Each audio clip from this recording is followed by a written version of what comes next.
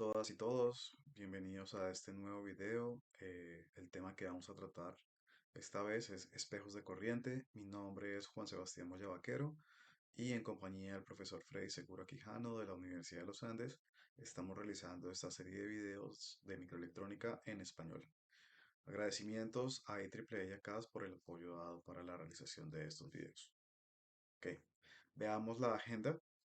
Vamos a hablar un poco de cómo es la polarización en un circuito integrado y también de el concepto de espejo de corriente, principalmente el espejo de corriente básico.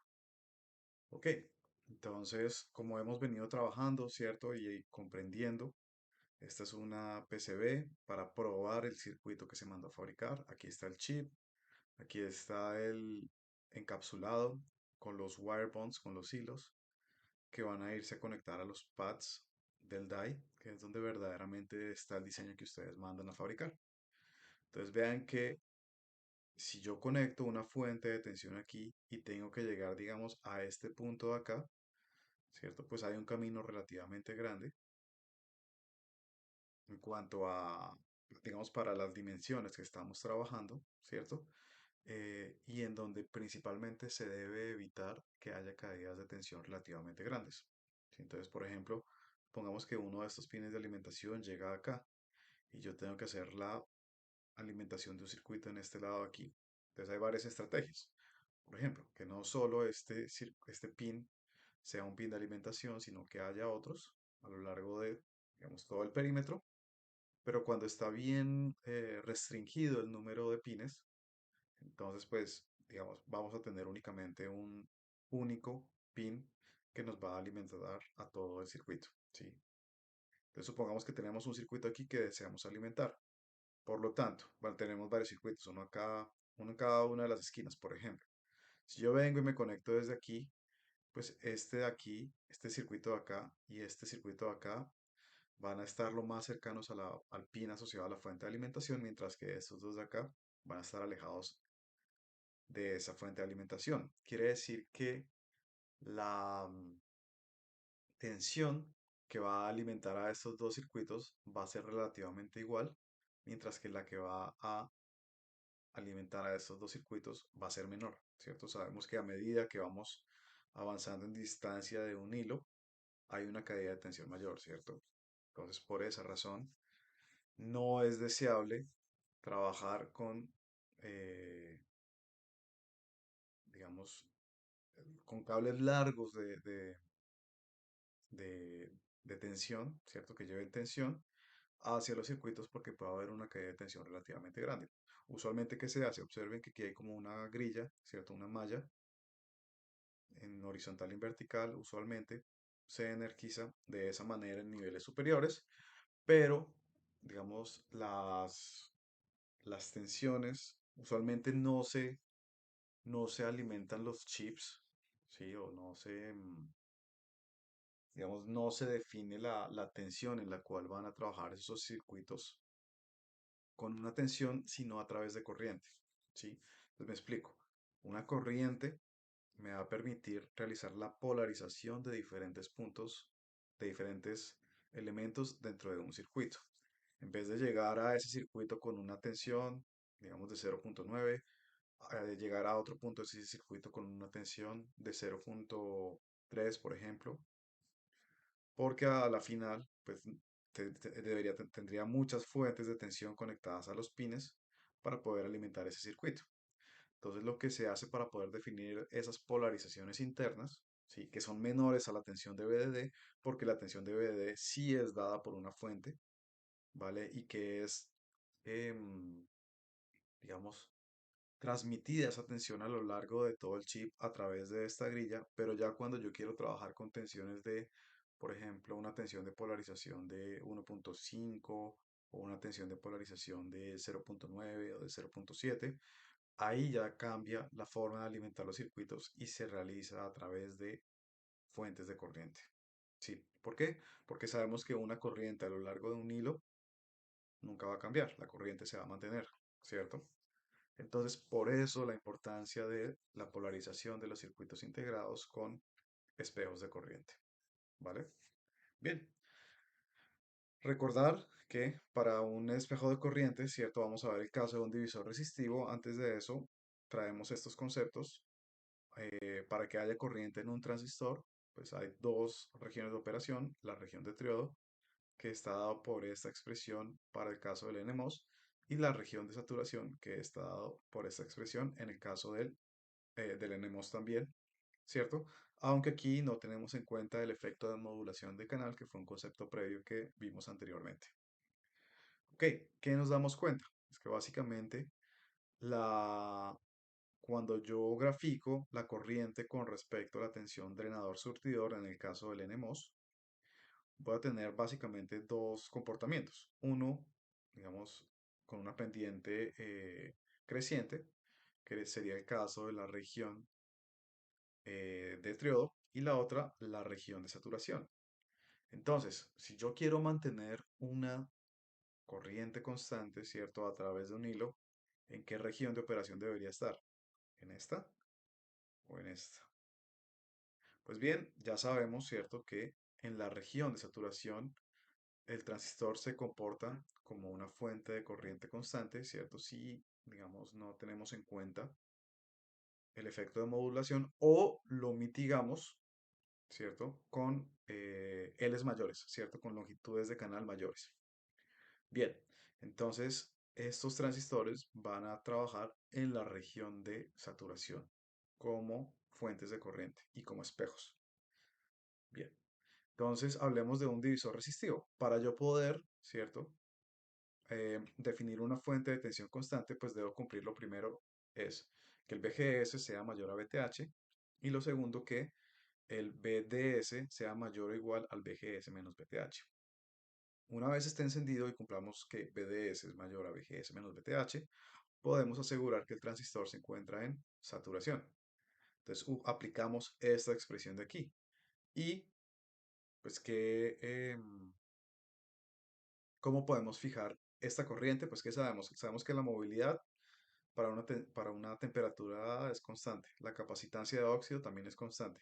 Si yo como diseñador defino W y L y el BTHN lo asumo constante, la única variable que tendría para poder cuadrar esa, que la corriente drenador-surtidor sea constante es la razón W sobre L, ¿cierto?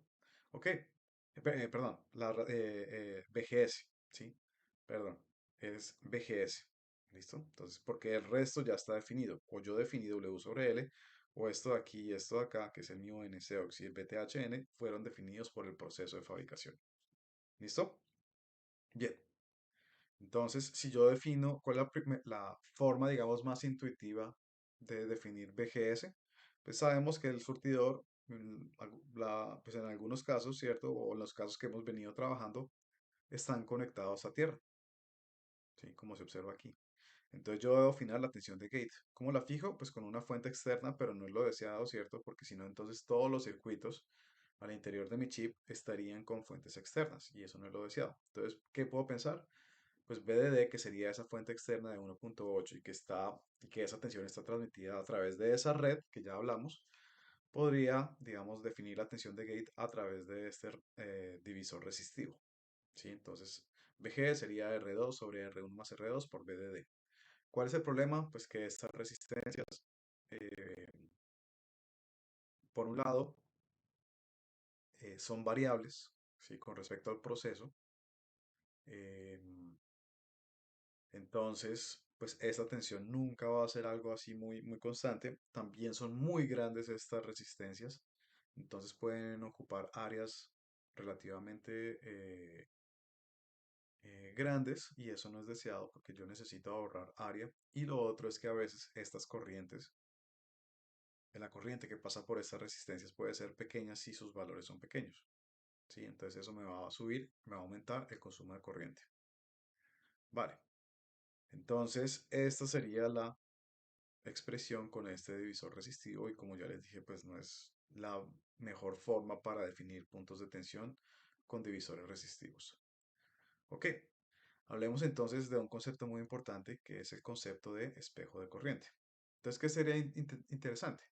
Pues tener un generador de referencia, ¿cierto? Con una fuente de constante que no varíe, ¿cierto? En un rango de temperatura, en un rango de tensión y en proceso para poder definir fuentes de alimentación, fuentes de corriente que van a alimentar y polarizar a los circuitos.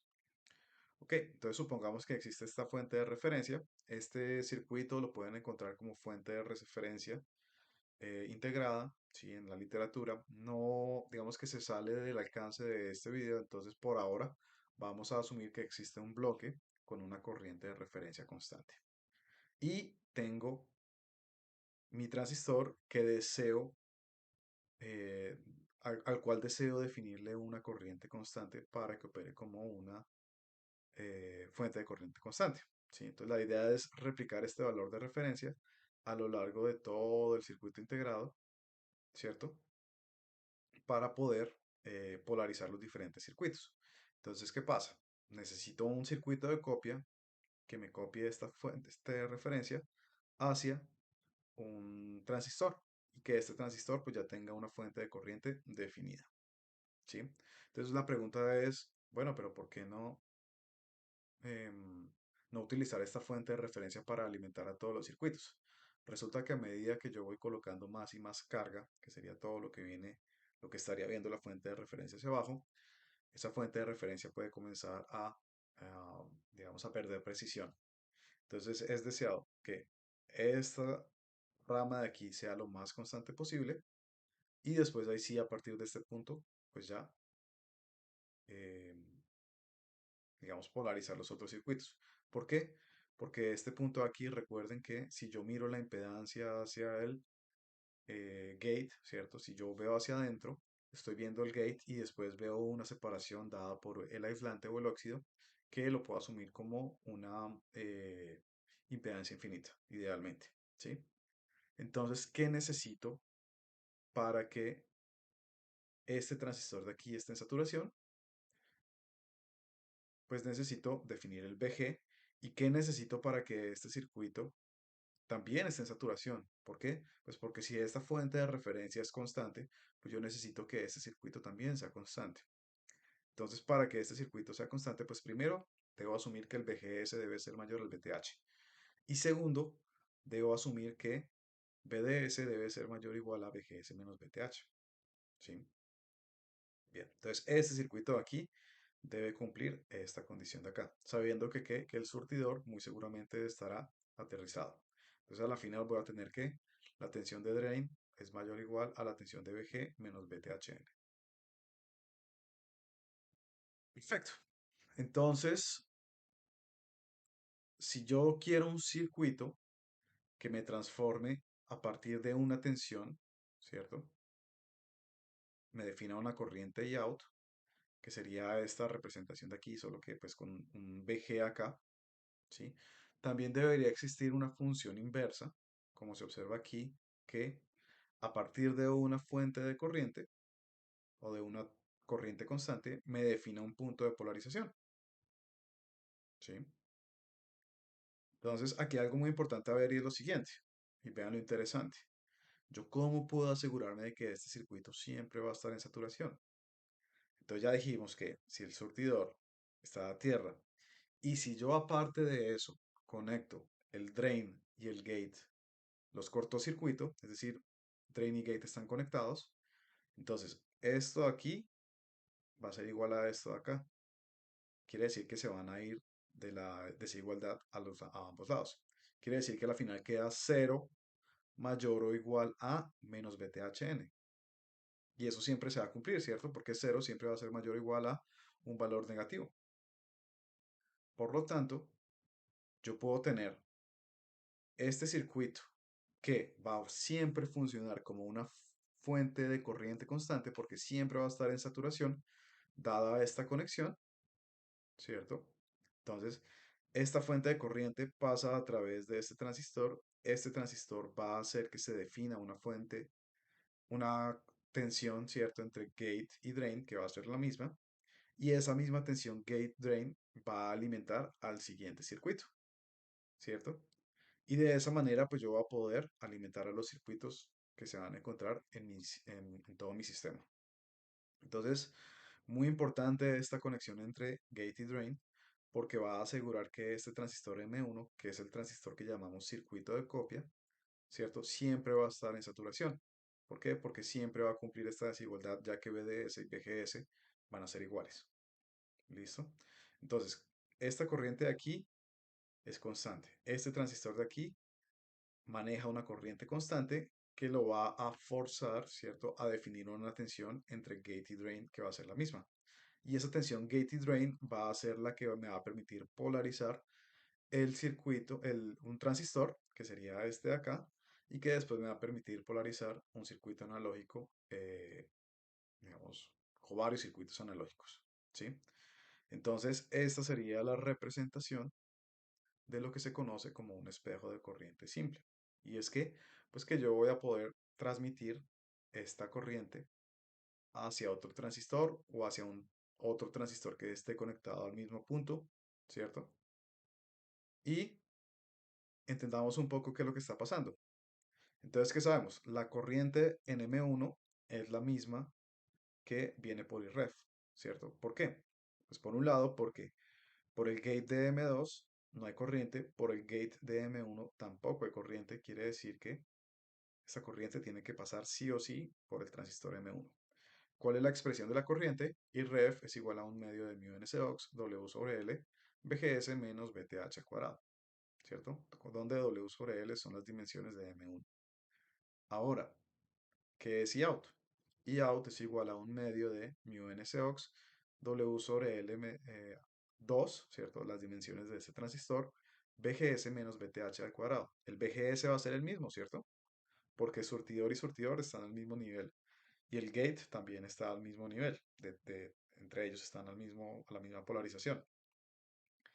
Quiere decir que si yo igualo estos VGS, voy a llegar a esta expresión de aquí. Y out es igual a W sobre L medios sobre W sobre L1, perdón, W sobre L2 sobre W sobre L1. Es decir, las dimensiones del transistor 2 sobre las dimensiones del transistor 1 multiplicado por IREF. Y vean que ahí hay una relación entre la corriente IREF y la corriente IOUT, ¿vale? ¿Qué pasa?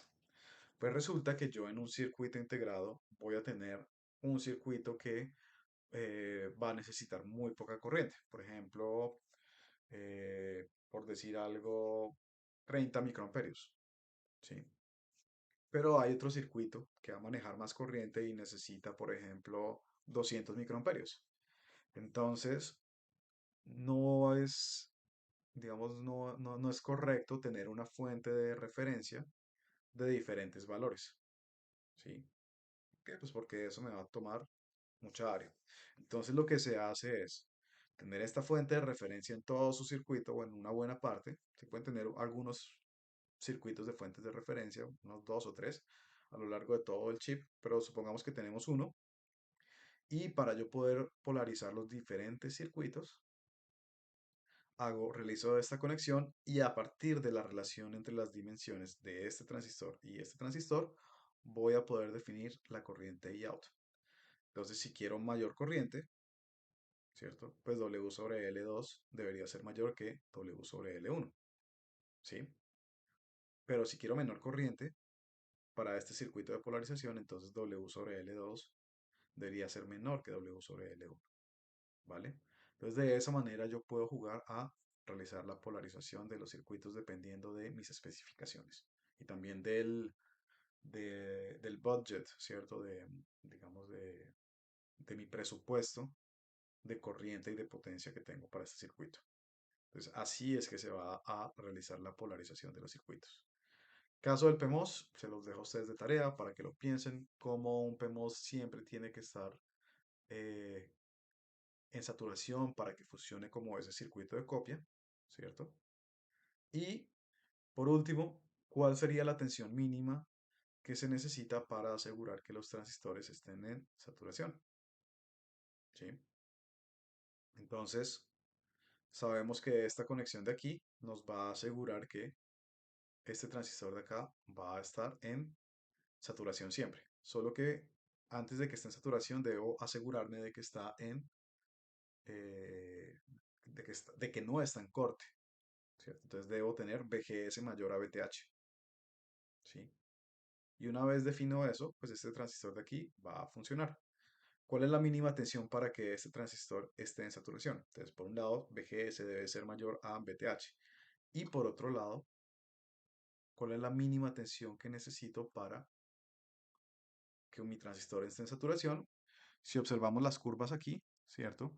La saturación comienza en esta tensión de cuando VDS es igual a VGS menos VTH, ¿sí? Y eso es lo que se conoce como la tensión de overdrive, ¿vale? Esto ya lo habíamos visto cuando estábamos definiendo la región de saturación y cuando VDS es igual a VGS menos VTH, entonces arranca la región de saturación, comienza eh, el estrangulamiento del canal, ¿cierto? Entonces la tensión mínima que yo puedo tener para que mi transistor esté en saturación, ¿cierto? Este de acá sobre todo es que VGS sea mayor a VTH y que aparte de eso esta tensión de overdrive que es VGS menos VTH, eh, esa va a ser la mínima tensión para que este transistor esté en saturación. ¿Listo?